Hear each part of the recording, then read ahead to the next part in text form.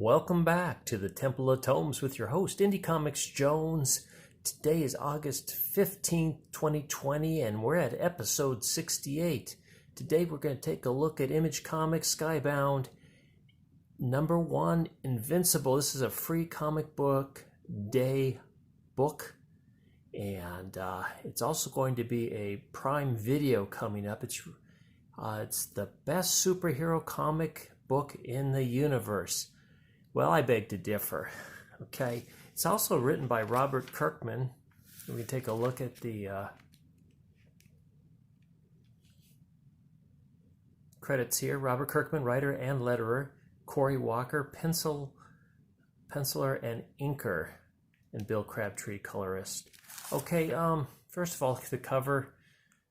It's a pretty boring cover. It doesn't really do anything for me. Everything just kind of blah.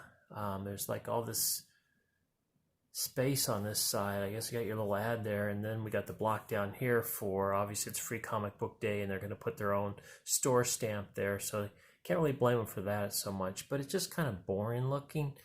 There's not a lot of detail. There's no real depth to the image. It's just that one shadow effect they use, and that's pretty much it. This is a new character that they've come up with, and I guess it's called Invincible, but to me it is Bland Boy. This comic is very bland. It's very generic story. Now, I know we talked about Robert Kirkman in his last issue. It was Firepower, and that's kind of a narrative Iron Fist type comic book.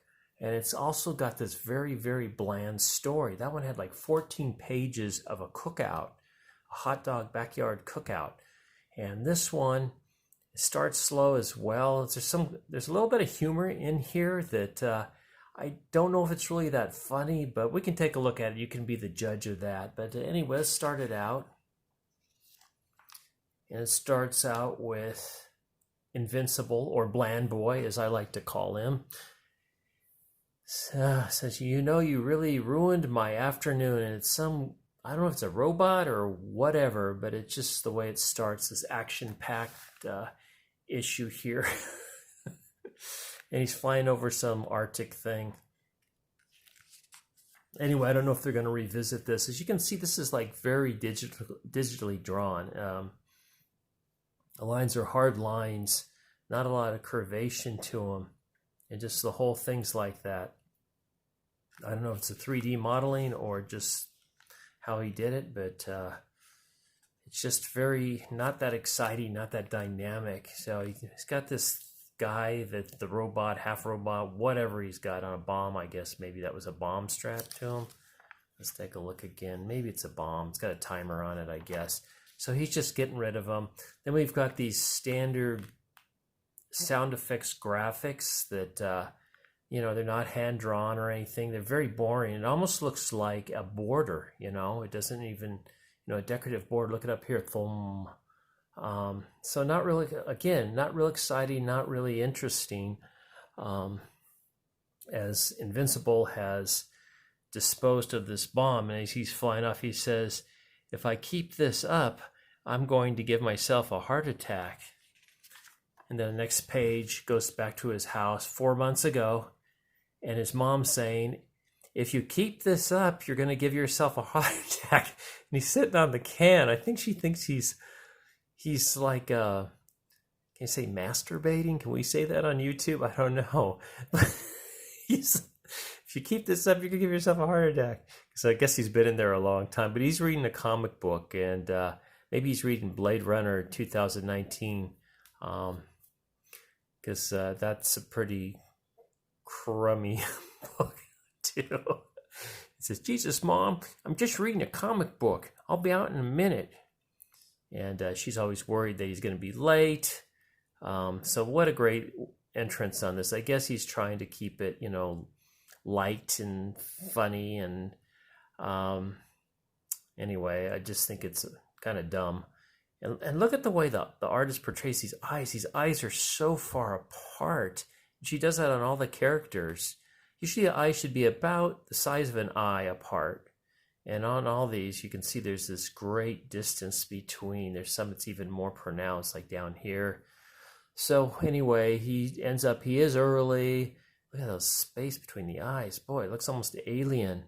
Very crazy. Nondescript, also very nondescript ethnicity or nationality here. I'm not quite sure what he is. But he is a youth. He's in high school. And he's just beginning to think that maybe he has superpowers. And he goes sees his friend, and you know, you gonna do something? No, I got to work at Burger Mart. Ha ha ha ha. Well, everybody loves going to Burger Mart for their meals. And then he also attends Reginald Vell Johnson High School. Now, if you're not familiar who Reginald Vell Johnson is, he's the actor that was in Die Hard that played the cop that was waiting down at the bottom, eating Twinkies, waiting in a patrol car, talking to McCain on his police radio, kind of bantering back and forth. So they named a high school after him for his performance of eating Twinkies in Die Hard. So that's pretty cool. So there's a lot of humor like that. He's at Burger Mart doing his job. Now it's after school. He's taking the trash out. He's about to throw it in there, and he throws it like, whoa, it's about time, because now his eyes are even further apart. No, seriously, he's just, his powers are just coming in. And he mentions it to his mom, and his dad is also a superhero, and all of a sudden he just whooshes in. She thinks he's going to be late because he's in Taiwan fighting some monster or something, some dragon monster. But he comes in, and it's pretty funny. He's got this mustache that almost looks like a piece of black electrical tape on his mouth. You'll see it in another scene where it's looks like he doesn't have a mouth. Looks like he has black electrical tape over his mouth. So he's bringing up that he thinks he's getting his superpowers, and they're like very disinterested, which is doesn't seem very realistic. I think they'd be very excited that he was getting his superpowers just like his dear old dad, but they're just like, oh, whatever. So at night he goes outside. He goes, I wonder if I can fly, and of course he can fly. So it's kind of a Mary Sue type character, does everything pretty good. So there's some kind of bank heist with two white guys and this guy in some kind of concrete costume. I don't know exactly what the deal is, but he also seems to have some kind of powers where he can pick up his buddies and jump a fence with them. And I don't know why they're not getting in a car, but it is what it is in this comic. And then you get those great graphics again, Thom, Kronk, whatever that is. And then he hits him so hard that his concrete costume comes off. So he may be a black guy, but I'm not sure. I'm still not sure. I guess he is. So as he's a live criminal, he's not black, but as soon as they he's knocked out and conscious without the costume on, then he's black. So I guess he's no longer a criminal. It was the costume made him do it. And then he goes, his father comes around the corner, and he's got his little makeshift costume on, and then they fly off together. Oh, the police are coming, we better go. See, look at this mouth. Look at that mustache. It looks like he's got a piece of tape over his mouth, for Christ's sake. That's crazy. I'm telling you, this comic was torture. And it wasn't even that exciting, you know. And then they go to the, you know, like a scene out of The Incredibles. He goes to his buddy that makes superhero costumes, and he just happens to have this one around, and guys going, what's about the discs? And they say, oh, they're solar powered. I thought maybe your father was solar powered before, but apparently he's not. So whatever that has to do with anything, I don't know. And he's got these wacky glasses and everything, so he's not loving this suit, and you can kind of see why. It's kind of annoying looking. I don't know, it looks like some kind of technician in the sewers or something. I'm not sure. But what we do know is he is now a full-fledged superhero. So he's at school the next day, and we always got to have that high school bully scene in which he sticks up for another friend, and after he's tormented by this guy that looks like he's like 30, and this guy likes Tool, and this guy likes Slayer, so it's pretty cool high school. They like heavy metal there, and so anyway, he put our young guy here smashes the bully into the locker and dents it and everything. And of course, he gets in trouble, but seems like it actually brought his eyes a little closer together there, maybe. So maybe it wasn't all bad. You're not invincible, you know. That's what the principal tells him. But he thinks he's gonna get in trouble, but he's not. He's a good kid. So yay! And then there's another bank robbery taking place. How handy. And all the bank robbers want is this one safe deposit box. And I'm not sure to go to all this trouble to steal that. I'm not sure what they're thinking, but then they burst out. They run across the street. They're trying to find their car, their getaway car, and they see the driver running out, like, Steve? And then they turn the corner, and Invincible's got a new costume. Not sure where it came from, but he's got a new costume. And it's right by the skitball warehouse there that he's picked up this SUV. And he just says, "Drop it, freak, or we'll blow you away." I wouldn't try that. I'm invincible. So that's how the comic ends. I mean, it's really bland. As I call him, Bland Boy. His costume's nothing to write home about. The way it's drawn is just kind of very, very bland.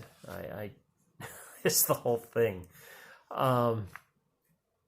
So anyway, I'll show you some upcoming superheroes that'll be debuting with what we call Bland Boy. One is Robot, which that kind of says it all, I guess, because apparently he's a robot. And Adam Eve, and spelled atom, like the little atom with the nucleus, and she's Atom Eve.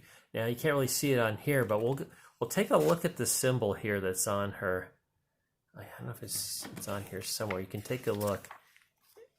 And so I think we're going to get a guess that this has something to do with the gender thing, being Adam Eve. It's got a crossed out female, so she must be some kind of non-binary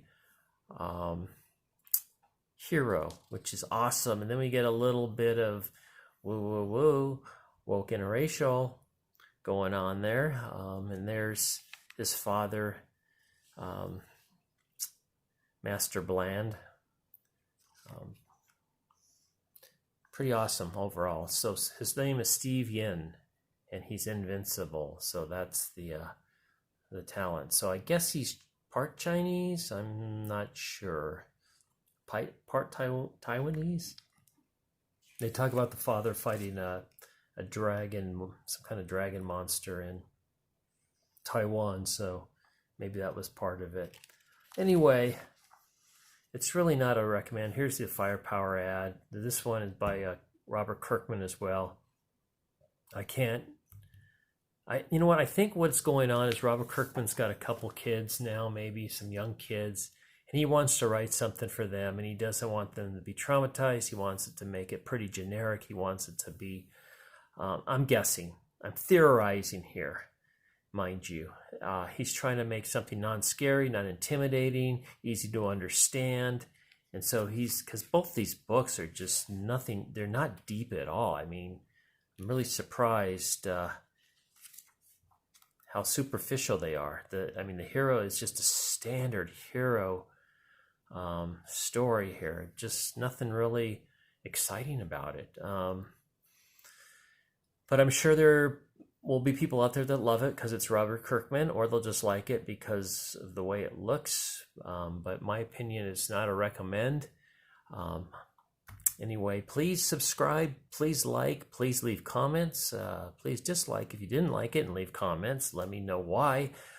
And we'll have more comic book reviews coming up. The last couple I've done, I think it was, let's see, Blade Runner 2019.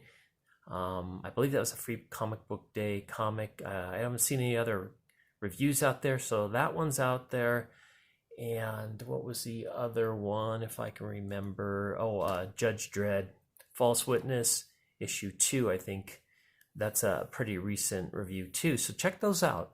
You might see something you like. So this is Indie Comics Jones from the Temple of Tomes.